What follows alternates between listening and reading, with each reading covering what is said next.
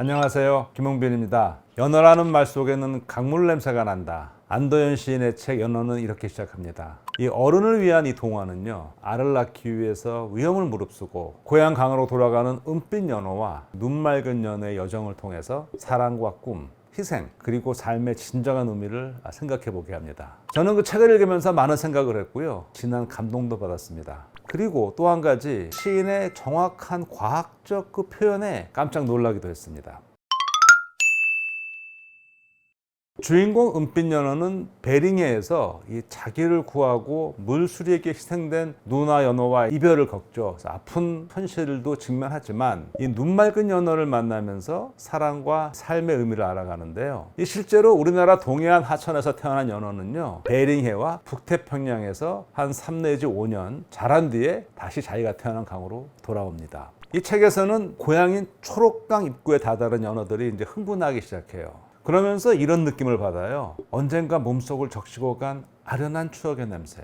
그런 게 있다면 바로 이런 것일까? 다들 아시는 대로 연어는 태어난 강으로 돌아오는 강한 회귀 본능을 가지고 있죠. 연어는 몸속에 이 나침판을 갖고 있어요. 그래서 이 지구 자기장을 활용해서 방향을 잡고요. 그리고 자기가 태어난 강에서 나는 그 냄새를 기억해서 돌아옵니다. 이 초록강 어귀에서 은빛 연어가 눈 맑은 연어를 다시 만나거든요. 앞서서 이 불곰의 습격에서 눈 맑은 연어가 부상을 무릅쓰고 은빛 연어를 구해줬습니다. 아주 고마운 연어죠. 그 당시에 이 눈 맑은 연어의 등 지느러미가 찢어져서 피가 났었거든요. 그걸 본 은빛 연어가 고마움과 미안함의 표시로 너 많이 아프겠구나 라고 말을 해요. 그랬더니 이 눈 맑은 연어가 이렇게 답을 해요. 내가 아프지 않으면 나도 아프지 않은 거야. 그리고는 사라졌습니다. 다시 만난 그녀가 이번에는 그 은빛 연어의 귀에다 대고 아주 작은 소리로 말합니다. 세상을 아름답게 볼 줄 아는 눈을 가진 연어만이 사랑에 빠질 수 있는 거야. 그 말을 듣고 은빛 연어의 가슴은 이 표현할 수 없는 어떤 힘이 가득 차오릅니다. 그 새로운 변화는 몸에서도 일어나요. 몸에 발그레한 분홍색이 감돌기 시작했거든요. 때마침 그때 강물에 떠내려오는 빨갛게 물든 단풍잎이 있어요. 그래서 단풍잎에게 은빛 연어가 묻습니다. 너희는 왜 몸이 빨갛게 물들었니? 그러니까 단풍잎이 이렇게 답해요. 가을이 깊었기 때문이야. 가을이 깊어지면 우리 단풍잎들은 모두 떠나야 해. 한 해 동안 매달려 있던 나무로부터 떠나는 거야. 은빛 연어가 안쓰러운 얼굴로 단풍잎들을 바라보면서 이렇게 말합니다. 떠나는 일은 슬픈 일이잖아. 아니야. 우리가 떠나야만 내년에 더 많은 단풍잎들이 나무에 매달리게 되는걸. 그런데 너희는 왜 몸이 붉게 물들었니? 또 이렇게 단풍잎이 되묻습니다. 질문을 들은 은빛 연어는 도무지 모르겠는 거예요. 왜 자기 몸이 빨개지는지. 그래서 눈 맑은 연어에게 물어봅니다. 그랬더니 눈 맑은 연어가 이렇게 말을 해요. 어른이 되었다는 뜻이고 사랑에 빠졌다는 거야. 사랑에 빠져 결혼을 할 때가 되면 모든 연어들은 몸빛깔이 붉게 변하거든. 이렇게 말을 하거든요. 생물학 용어로 간단히 말하면요, 짝짓기 시간이 다가왔다는 겁니다. 연어 암컷 한 마리는 보통 한 1,500개에서 10,000개까지 알을 낳는다고 합니다. 근데 그 가운데서 정말 단 몇 마리만 어른 연어로 살아남는데요. 심한 경우에는 한 마리도 살아남지 못할 수도 있고요. 최대 사람 한 10마리 정도 살아남는답니다. 왜 그러냐 하면은요, 바다에 가서 자라고 돌아오는 과정에 천적에게 많이 잡아먹히기도 하고요. 또 일부는 살면서 병에도 걸립니다. 이 책 속에서요, 과학자 연어가 이런 말을 합니다. 이제 강으로 들어와서 앞에 폭포를 만난 거예요. 과학자 연어가 이렇게 말을 해요. 우리를 가로막고 있는 폭포는 폭이 10m, 높이는 3m임을 확인했어. 우리는 4년 전에 어리디 어린 새끼 연어 상태로 이 폭포에서 뛰어내렸지. 그때 새끼 연어의 숫자는 636만 7,941마리였어. 그 중에 강에서 살아남은 151만 2,832마리가 바다로 나갔고, 올해에는 3,260여 마리가 10개의 무리를 지어 초록강으로 돌아오게 돼. 우리는 그 중에 한 무리라는 사실을 잊어서는 안 돼. 이 동화 속에 나오는 과학자 연어가 말한 이 수치를 계산을 한번 해봤더니요, 1,950여 마리 가운데 하나가 살아남은 꼴이에요. 실제로 알에서 부화된 연어가 생존할 확률과 거의 같습니다. 과학자 연어는 또 이런 말도 합니다. 우리가 이것을 떠났을 때보다 폭포의 높이가 35cm나 높아졌는데 실제로 연어는 최대 약 3m 높이의 폭포나 장애물을 뛰어넘을 수 있습니다. 원래 3m였던 게 35cm가 높아졌으니까 연어들한테는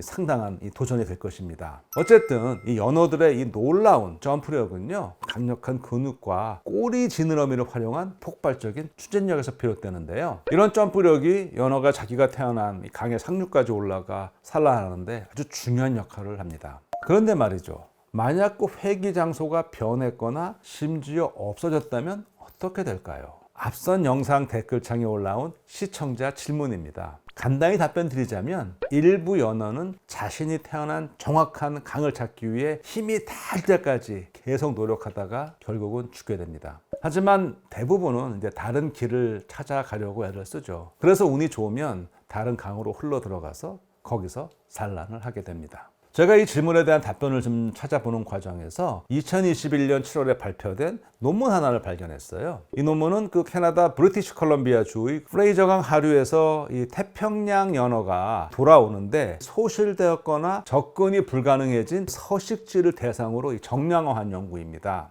이 프레이저 강 하류 지역은 캐나다에서 연어가 가장 많은 곳인데요. 여기가 이 과도한 개발에 따른 인공 장애물로 많은 연어 서식지가 단절되었대요.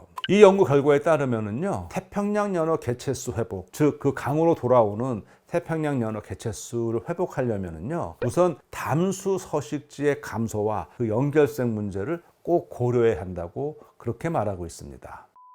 책에서 연어와 단풍잎이 나눈 대화에도 심오한 생물학적 의미가 담겨 있습니다. 나무가 낙엽을 떨어뜨리는 이유는요, 생존과 에너지 절약을 위해서입니다. 나무는요, 광합성을 통해서 잎에서 에너지를 얻잖아요. 근데 추운 겨울이 되면 햇빛 양도 줄어들고 또 너무 추워지니까 광합성 효율이 떨어져요. 잎도 얼 수도 있고요. 이렇게 되면 잎을 유지하는데 에너지가 너무 많이 들어가게 되죠. 그래서 나무는 겨울 동안 잎을 모두 떨어뜨리고 에너지를 절약하는 방식으로 적응해 왔습니다. 또한 낙엽은 수분 손실을 줄이는 데도 도움이 되죠. 잎에는 수많은 기공이 있거든요. 식물이 호흡하는 숨구멍입니다. 근데 이 구멍으로 공기 중으로 수분을 내보내거든요. 그리고 이산화탄소를 받아들이거든요. 겨울에는 물을 흡수하기도 어렵고 또 땅이 얼어버리면 물이 부족해지기 때문에 나무는 잎을 떨구고 수분을 보존하려고 합니다. 그래서 가을이 되면 나무는 잎자루에 이 코르크층을 형성해서요, 물과 영양분 공급을 차단해서 잎을 떨어뜨릴 준비를 합니다. 근데 이 과정에서 온도가 내려가면, 날이 추워지면 엽록소가 먼저 분해돼요. 그래서 녹색이 사라지죠. 그러면 여름철에 녹색에 가려져 보이지 않던 다른 색소들, 빨간색, 노란색, 주황색 등이 보이게 됩니다. 그것이 바로 가을의 아름다운 단풍 색깔이죠. 떠나는 일은 슬픈 일이지 않냐는 은빛 연어의 물음에 우리가 떠나야만 내년에 더 많은 단풍잎들이 나무에 매달리게 된다는 그 대답에는요, 숭고한 자연의 섭리가 담겨 있습니다. 천신만고 끝에 자기가 태어난 옷까지 거슬러 올라간 연어는 서둘러 짝짓기에 돌입합니다. 지느러미가 너덜너덜해질 때까지 땅을 판 뒤 암컷은 알을 낳습니다. 그러면 그 위에 수컷은 정액을 뿌리는 것으로 1년의 짝짓기는 마무리되는데요. 안도현 시인의 책에서는 그 장면을 이렇게 묘사하고 있습니다. 산란을 마치면 그들은 비로소 영혼이 없는 몸이 되어 물 위로 떠오를 것이다. 삶의 모든 에너지를 세상 속에 다시 돌려주고 그들은 하얗게 변한 가벼운 육체로 떠오를 것이다. 은빛 연어와 눈 맑은 연어, 그들은 눈을 감기 전에 서로를 마지막으로 바라보면서 이렇게 말할지도 모른다. 저 알들 속에 맑은 눈이 들어있을 거야. 그 눈들은 벌써부터 북태평양 물속을 훤히 들여다보고 있을지도 몰라. 그리고 초록강에는 겨울이 올 것이다. 겨울이 오면 강은 강물이 얼지 않도록 얼음장으로 만든 이불을 덮을 것이다. 강은 그 이불을 겨우내 걷지 않고 연어알을 제 가슴 속에다 키울 것이다. 가끔 초록강의 푸른 얼음장을 보고 누군가 지나가다가 돌을 던지기도 할 것이다. 그때마다 강은 쩡쩡 소리를 내어 울 것이다. 봄이 올 때까지는 조심하라고. 가슴 깊은 곳에서 어린 연어가 자라고 있다고.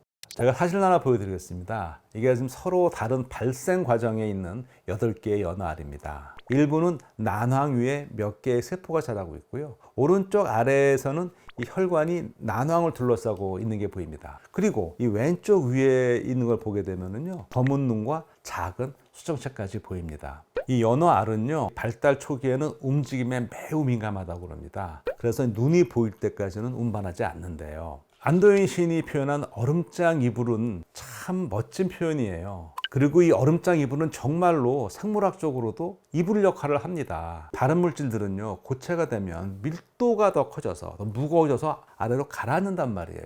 근데 물은 고체, 얼음이 되면 오히려 가벼워져서 물 위에 뜨죠. 만약에 얼음이 물에 가라앉는다면 어떻게 될까요? 얼면 가라앉고 얼면 가라앉고 얼마 지나지 않아서 강물은 완전히 다 얼어버릴 겁니다. 그러면 그 강물에 있는 모든 생명체는 다 동사하겠죠. 그러니까 얼음이 얼어서 위로 떠서 딱 이불을 덮어주면 추운 냉기를 딱 막아주죠. 단열 효과가 있습니다. 그리고 그 밑에서는 물이 계속 졸졸졸졸 흘러가겠죠. 저는 연어를 읽으면서요, 과학적인 사실과 그리고 이 감동이 버무러지면서 정말로 재밌게 읽었거든요. 그래서 오늘 이야기는요, 연어의 맨 마지막 부분을 낭독하는 것으로 마무리하겠습니다.